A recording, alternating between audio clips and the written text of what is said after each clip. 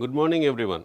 I am Meenakshi Sundaram Palaniyappan. I am serving as the Project Director for the Center of Excellence in Innovations as well as the Head of the Department of Biotechnology, Agriculture College and Research Institute, Madurai.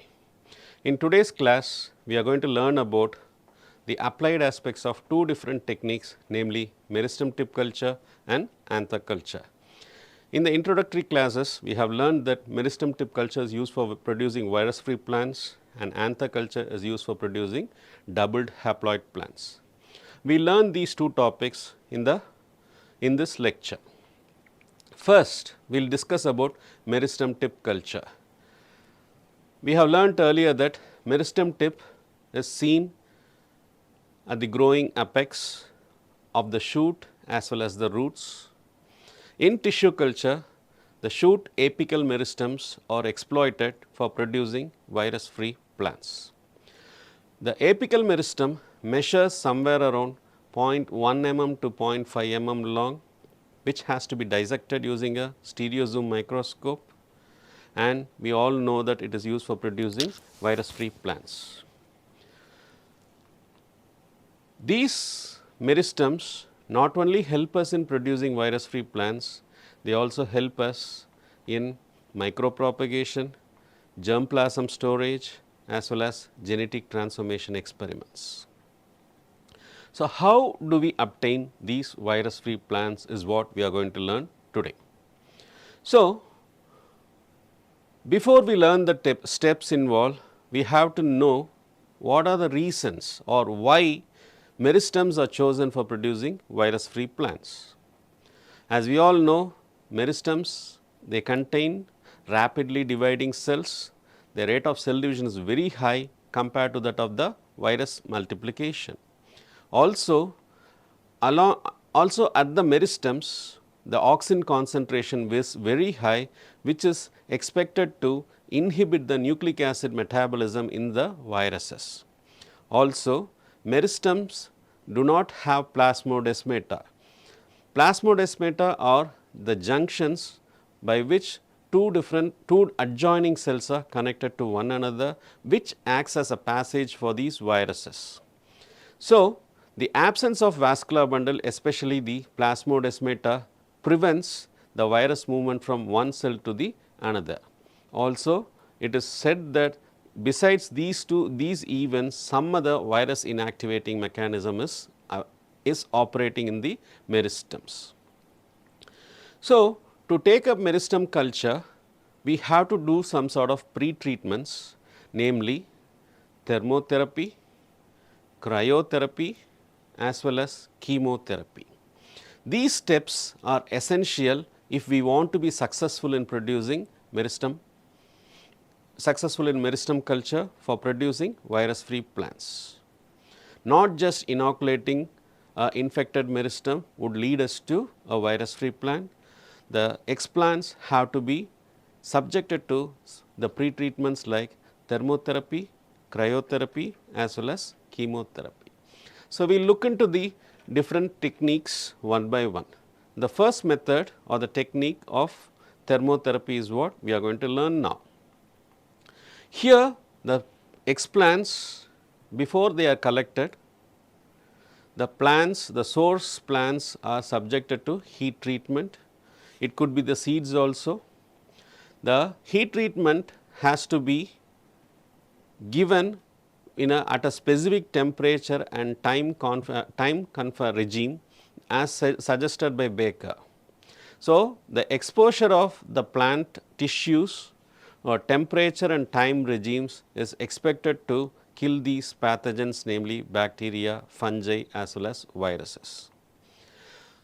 This heat treatment is slightly injurious to the host because when we expose the plant tissues to high temperature, they are going to be injured. We can subject the whole plant, scions, we can use in vitro grown plants, seedlings, stalks, cuttings etc. for this heat treatment. So, with the objective of eliminating these microbial pathogens. So, this heat treatment methodology is adopted in line with Meristem as well as shoot tip culture techniques of tissue culture. So, for applying heat there are different ways. First is soaking in hot water, that is treating your plant tissues in hot water. You can also subject them to hot air treatment. You can also subject them to vapor heat treatment. So, we will try to learn these one by one. First is how the explants are subjected to soaking in hot water. As we all know, hot water has temperatures above 60 or 70 degrees, for which we definitely need a water bath. Here, when you subject the tissues, the bacteria, fungi as well as viruses are eliminated when you soak the tissues for certain period of time. And this has been widely used for treating seeds collected from virus infected material.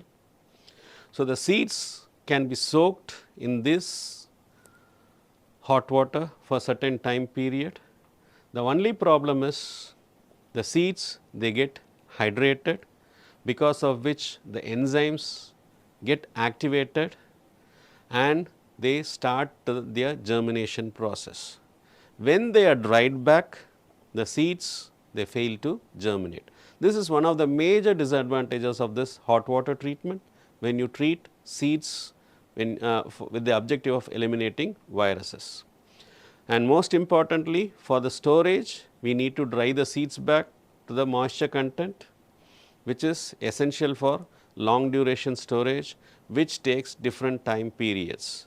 Because of this moisture, we have the growth of saprophytic organisms on the seeds, which are going to reduce the quality of the seeds as well as their germination. So, these are some of the disadvantages. The next technique is hot air treatment. As we all know, hot air is nothing but dry air at higher temperatures. The equipment that is needed here is a hot air oven, or you can use large walk-in chambers, or a walk-in room can be used, where heating elements are fitted. So, when you use larger walk-in chambers or walk-in rooms, you can subject the entire plant material to be heat treated. They are exposed at a temperature of 49 to 50 degrees centigrade. This technique has both advantages as well as disadvantages compared to the water treatment. The advantages are it is easy to use, because just you are exposing it to 49 to 50 degrees centigrade, no other steps are involved. This leads to a reduced injury to the host, because we use a slightly lower temperature compared to that of the hot water treatment.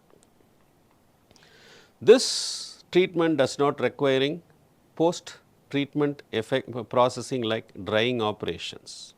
The plants can grow freely after treatment. The main disadvantage is the time needed for exposure is very high. It has lengthier exposure times. It can run into days and weeks also. Progressive rehydration is necessary after treatment, because when we subject the plant tissues to 49 to 50 degrees centigrade, you expect evaporation or water loss from the plant tissues, for which we need to progressively rehydrate. So, these are the advantages as well as disadvantages of hot air treatment. The third methodology is vapor heat treatment. As we all know, vapors we get from boiling water, it is steam, nothing but steam. So, it is a intermediate form of heat treatment. Steam is used for treating the plant materials to eliminate viruses. So, we can have steam generators. You can use steam generators for subjecting the plants. You can subject the explants to a very short time, because the latent heat of steam is very high compared to dry and hot water, dry air as well as hot water. This causes injury to the plant parts. So, definitely it is going to be detrimental to the plants. So, we have three different options, namely treating with hot water, treating with dry hot air and treating with steam. So, based on the material explants, we need to choose the right method for thermotherapy. The steps involved in thermotherapy are: everything has to be done before the explant collection. That means, before we venture into tissue culture, the thermotherapy has to be taken up. For viruses, the whole plant is treated at 35 to 42 degrees centigrade for 5 to 6 weeks. A longer exposure is needed. We can also use the virus infected plants to be grown as shoot tips in the laboratory, and the in vitro shoots can be subjected to heat treatment for nearly 6 weeks, which is followed by shoot tip culture. So, experimental results have proven that 53% elimination of viruses has been observed.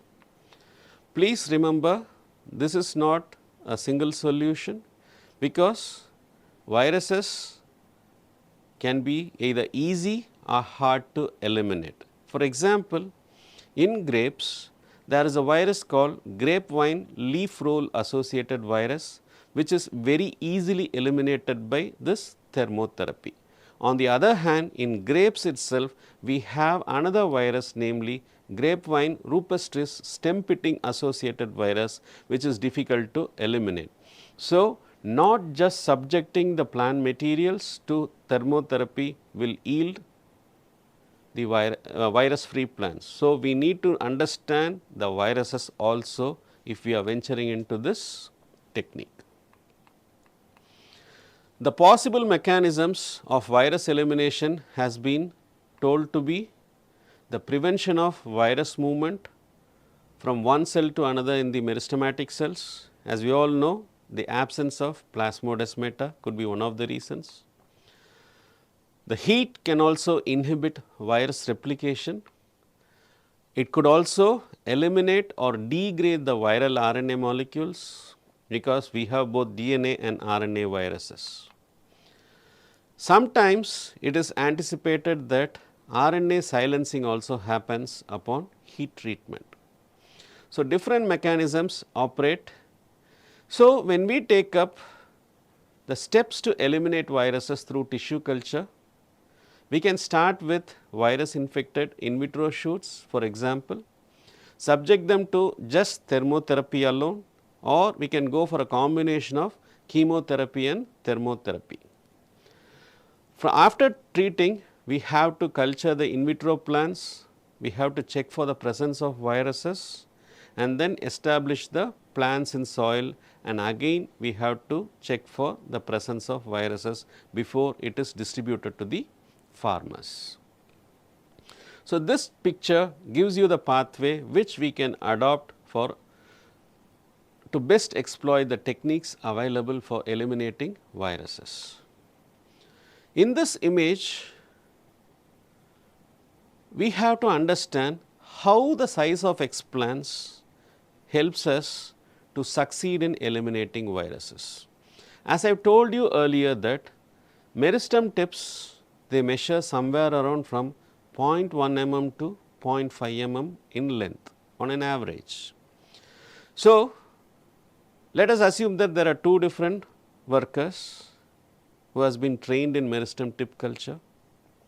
One has perfected the technique, so he just obtains 0.1 to 0.1 mm long meristems.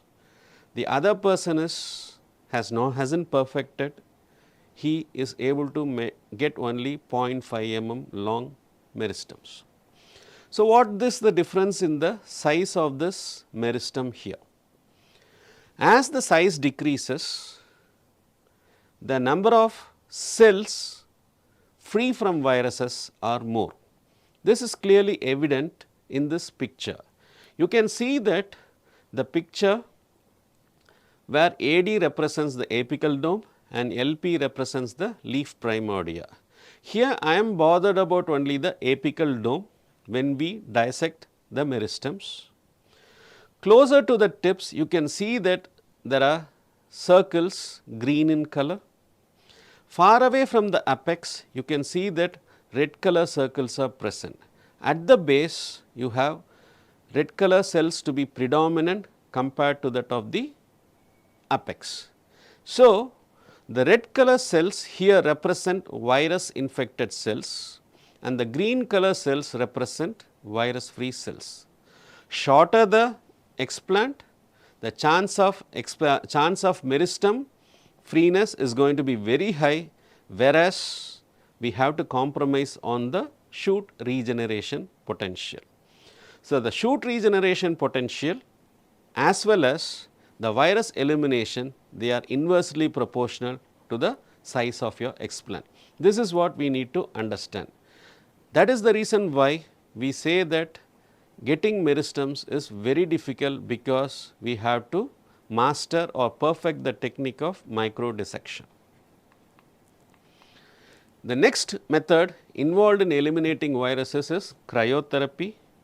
As we all know, cryo means low temperatures, and when I say low temperature, liquid nitrogen is what pops up to our mind.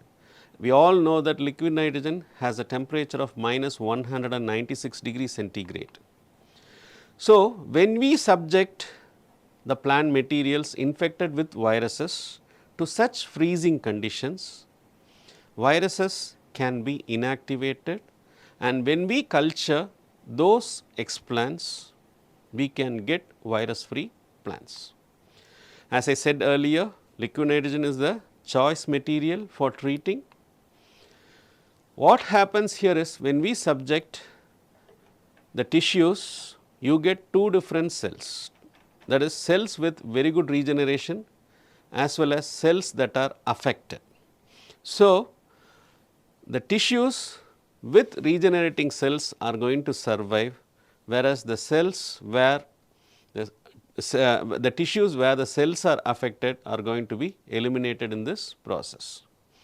Cryotherapy involves 7 major steps. First is introducing the infected plant material, especially the shoot tips, into in vitro cultures. You try to grow them in culture bottles in the laboratory under sterile conditions, and from the in vitro grown shoots we excise the shoot tips, and since these shoot tips are subjected to treatment with liquid nitrogen, they have to acquire freezing tolerance. So, some sort of pre-treatments are essential here.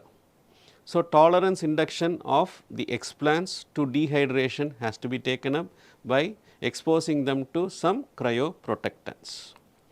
Then once they acquire the freezing tolerance, they can be exposed to liquid nitrogen for a short time, maybe 5 to 10 seconds or a minute, it depends on the material of your choice. And then what we have to do is, we have to warm or thaw the tissues so that they can be taken for the next step, that is post culture for regeneration. As we move the temperature from minus 196 to somewhere above the room, close to the room temperatures, the plants they start to revive. Then what happens is, the routine tissue culture practices are followed, collagenesis, rhizogenesis happens, and then primary and secondary hardening happens, after which the regenerated plantlets are transferred to the greenhouse. Finally, the plants are indexed for viruses. Indexing for viruses means testing for the presence or absence of the target virus. So, these are the 7 steps involved in cryotherapy.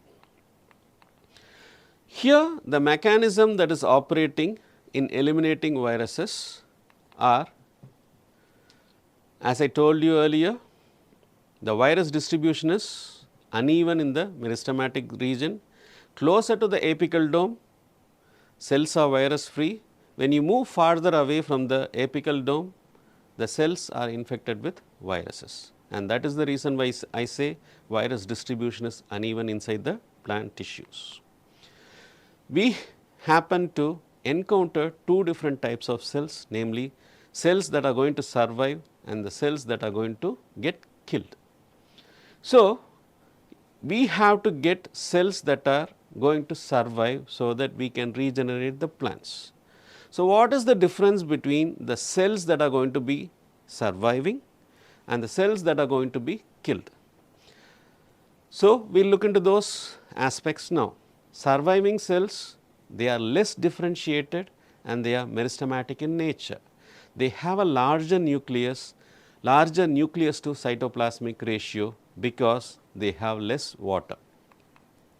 So, the apical dome and youngest leaf primordia are the cells that are going to survive this cryotherapy. The cells that are going to get killed include those cells that are going to be differentiated and they have more water content. The lower parts of a apical dome and older leaf primordia are those tissues which should be avoided so that we can succeed in this experiment. Next is chemotherapy, the third method involved in pre-treating the explants. Chemotherapy means treating the plant tissues with chemicals. When I say chemicals, our target here is going to be antivirals, because our objective is to develop virus free plants. So, we have to grow the explants in a medium containing antiviral compounds, and in plants we have different kinds of viruses, namely phloem infecting viruses as well as meristem infecting viruses. So, we have to understand which virus has to be eliminated, whether it is going to be infecting the phloem or if it is going to be infecting the meristem. So, if it is going to be infecting meristem, chances are going to be lesser, and if it is phloem infecting viruses, chances of getting virus free plants are going to be higher, because when we choose the apical dome, it is less differentiated, you do not have any phloem. Some examples of antiviral agents are ribavirin, 2-thiouracil and 6-azauracil. Besides these, there are n number of antiviral agents that can be exploited in this technique. So, after subjecting to antiviral treatment, the explants are subject to shoot tip culture, followed by rhizogenesis, primary hardening and secondary hardening before it is virus indexed. So, the plants that have been subjected to chemotherapy for eliminating viruses include garlic, pear, apple, raspberry and grapevine. These are some of the examples for chemotherapy applied for virus elimination. And the possible mechanisms here is inhibition of virus replication, because the antiviral chemicals, they inhibit the virus replication mechanism. Next, we move on to the second technique, namely anther culture. As I discussed in my earlier lecture, anther culture is used for producing doubled haploid plants. Anthers is an example for a reproductive tissue, and these anthers are serving as the sacs for pollen grains. Pollen grains are the microgametophytes. They are going to be involved in sexual reproduction. Pollen grains are haploid. They are going to deliver 2 sperms to the ovule upon successful pollination and double fertilization. So, the anthers contain pollen grains. So, we have 2 types of tissues, a diploid tissue as well as a haploid tissue. Though it is called anther culture, the right terminology I suggest is pollen culture, because our objective is to get haploid plants which are then subjected to diploids. So, pollen is the target explant here for producing doubled haploid plants. We have discussed the parts of a flower in an earlier lecture. As we all know, a flower has petals, sepals, androecium and gynoecium. Androecium is nothing but the anther along with its filament. The anther contains the pollen grains which are our target explants. These androecium and gynoecium, they are involved in meiosis, which leads to the production of haploid pollen and haploid ovule. In a normal plant reproductive cycle, the pollen grains, mature pollen grains, they fall on the stigma, the pollen tube grows, navigates to the micropyle and delivers the two sperms, which then effect double fertilization, from which we get seeds and fruit. So, for anther culture, what we need is a immature pollen grain. I will tell you why. So, as we all know, pollen grains are involved in fertilization, but for anther culture or the to be specific pollen culture, we need only immature pollen grains. This is because in mature pollen, the reproductive pathway is progressing. If we choose immature pollen grains, the gametophytic pathway or the gametophytic development is arrested and the vegetative pathway is dictated. So, the immature pollen grains can be forced to take up the vegetative pathway, from which we can get both callus as well as embryos, namely the somatic embryos. Somatic embryos or the calli, they can be converted to a plant which is going to be haploid in nature. And these haploid plants can be converted to doubled haploids by treating them with chromosome doubling agents, namely colchicine. Colchicine is one agent, we have a lot of agents also. I request students to figure out what are the other agents available other than colchicine, just to expand or widen your knowledge. So, once you subject the haploid plants to treatment with colchicine, by adding the colchicine to the growing media, we can develop doubled haploid plants. So, we have to understand why we have to go for doubling of chromosomes so that we get doubled haploids. This I have already discussed, but still I will explain you. But before that, we will see briefly how pollen development happens. We all know that pollen development happens in the anthers, where we have pollen mother cells which is diploid in nature. It undergoes two rounds of meiosis, namely meiosis 1 and meiosis 2, which results in haploid pollen. This haploid pollen matures into mature pollen grain by undergoing pollen mitosis. Once mature pollen grains are obtained, the gametophytic pathway is dictated. So, we need to target the pollen grains at their immature state, that is immediately after meiosis 2 and prior to pollen mitosis. So, those pollen grains have to be chosen for getting haploid plants. So, the different pathways how a pollen develops is depicted in this diagram, and this cartoon has been already explained in my previous lecture. Kindly refer to the previous lecture.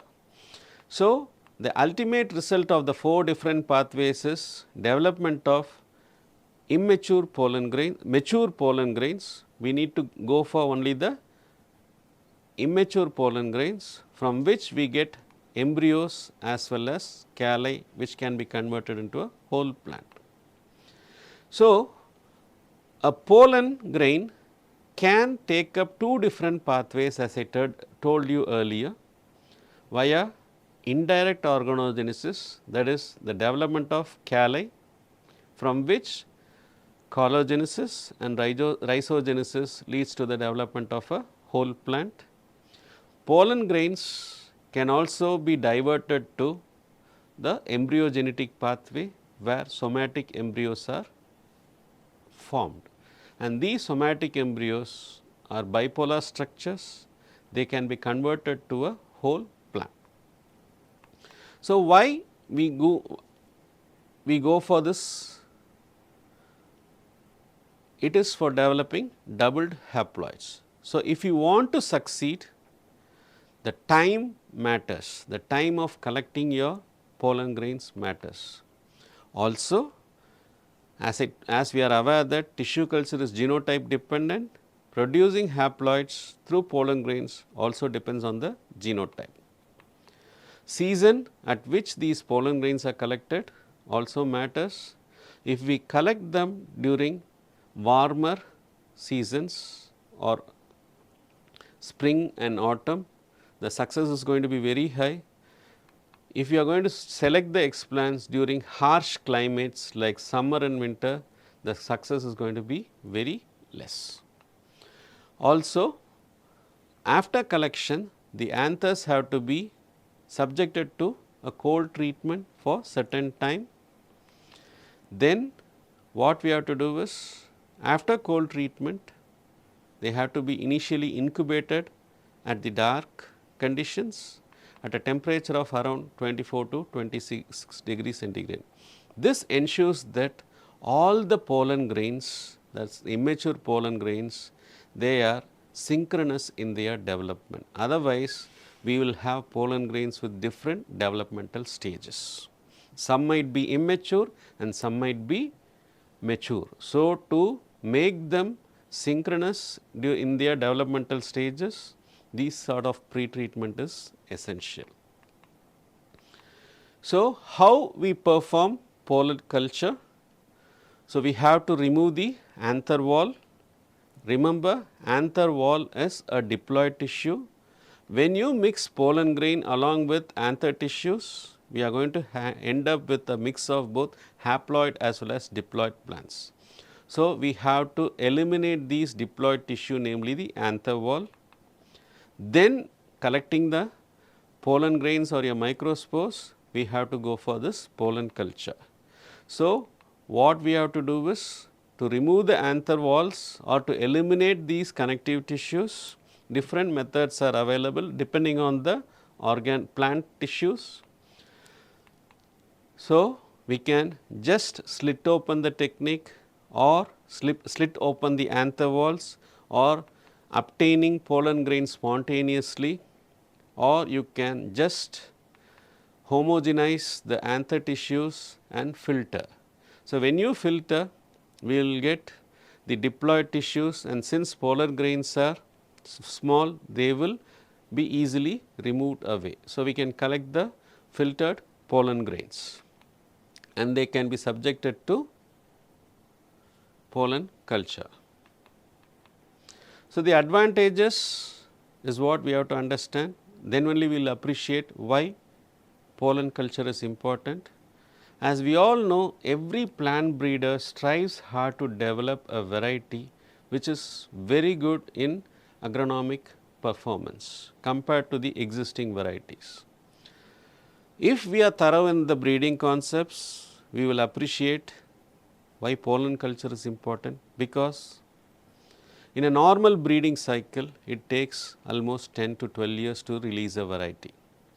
Anther culture shortens the breeding cycle. How? Let us try to understand how a normal breeding cycle works. I am going to give a case of a biparental mating system, where we take two individuals, namely P1 and P2, we cross them, we get a F1 individual, and this F1 individual will undergo repeated rounds of cell division, repeated rounds of fertilization, selfed, for 6 to 7 generations. This takes almost 3 to 5 years, because the normal breeding is season dependent.